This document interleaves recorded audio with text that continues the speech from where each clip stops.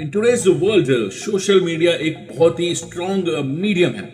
लोगों के अकाउंट्स हैं, पॉपुलैरिटी, फॉलोअर्स, लाइक्स, शेयर, इन सभी का आजकल पूरी दुनिया में बोलबाला छाया हुआ है।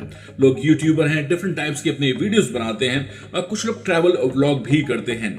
लेकिन कई बार आप जाने अनजाने में लाइक्स और फॉलोअर्स और फेमस होने के लिए एक ऐसे दलदल में धीरे धीरे फंसते चले जा रहे होते हैं जिसका आपको अंदाजा नहीं होता है और अंत में आपको पता लगता है कि आपने न केवल अपने साथ बल्कि अपने देश के साथ गद्दारी कर दी है।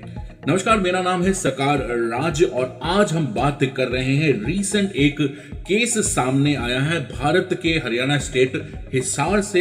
एक बहुत ही जानी मानी यूट्यूबर है जिनका नाम है ज्योति मल्होत्रा और इनके सोशल मीडिया में ऑल टुगेदर फॉलोअर्स 500,000 5 लाख से भी ज्यादा फॉलोअर्स हैं और इनको हरियाणा पुलिस ने एस्पियोनेज के तहत गिरफ्तार किया गया है। इसके तहत ये जो एस्पियोनेज होता है जहां पर आप पर ये एलिगेशंस लगते हैं कि आपने देश के अगेंस्ट जासूसी की है, किसी और देश को जो है सीक्रेट्स पास किए हैं, चाहे वो पॉलिटिकल हो, डिफेंस हो या फिर इंडस्ट्री के मामले में हो।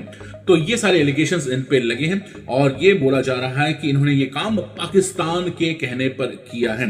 ज्योति मल्होत्रा जिनके बहुत ज्यादा फॉलोअर्स हैं, जिनको बहुत ट्रैवल का शौक है और वाकई उनके वीडियोस में आप देखेंगे कि वो पाकिस्तान के लिए और प्यार मोहब्बत की बातें करती रही हैं और उनको पाकिस्तान का जो प्यार है उनकी वीडियोस में दिखता है। इंडोनेशिया भी गई हैं। अब मामला शुरू होता है 2023 में। ये 2 बार पाकिस्तान भी जा चुकी हैं और इनके पाकिस्तान जाने की पूरी जिम्मेदारी किसने ली थी? पाकिस्तान हाई कमीशन ने।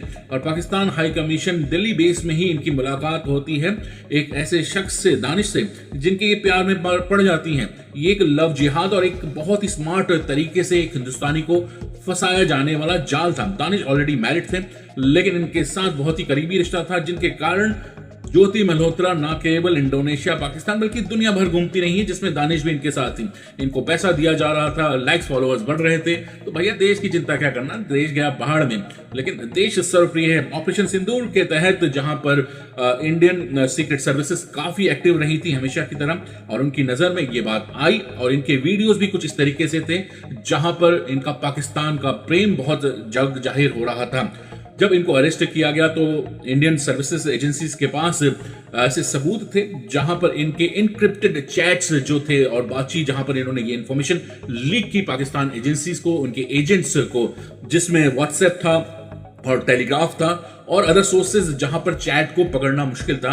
इन्होंने सेंसिटिव जो इंफॉर्मेशन है वो पाकिस्तान के एजेंट्स को या फिर पाकिस्तानी हाई कमीशन को और दूसरे तरीकों से पहुंचाया गया है। ना केवल ज्योति मल्होत्रा बल्कि 5 और लोगों को भी अरेस्ट किया गया है जिसमें स्टूडेंट हैं और एक वॉचमैन है और ये पंजाब और हरियाणा और दिल्ली में ये अरेस्ट हुए हैं। और इन सभी 6 लोगों को ऑफिशियल सीक्रेट्स एक्ट 1923 और भारतीय न्याय संहिता सेक्शन 152 के तहत केस इनके अगेंस्ट रजिस्टर्ड किए गए हैं। बड़ी चौंकाने वाली बात है और बिल्कुल अलार्मिंग भी है कि जितने भी ये सोशल इन्फ्लुएंसर्स हैं इनको बहुत कॉशियस रहना पड़ेगा क्योंकि हो सकता है कि आपकी पॉपुलैरिटी या फिर आप इतने वल्नरेबल हैं और आपका इस्तेमाल जो है दुनिया के देशों के जो एजेंट्स हैं, हमारे दुश्मन देशों के एजेंट्स हैं, वो शायद आपका इस्तेमाल कर सकते हैं जहां आपको जाने जाने में शायद पता भी नहीं होगा कि आप देश के लिए गद्दारी करने पर भी आ गए हैं।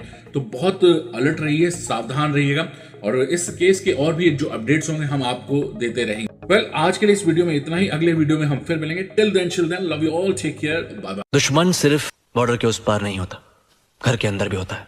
खून दीमक बन के जीता है।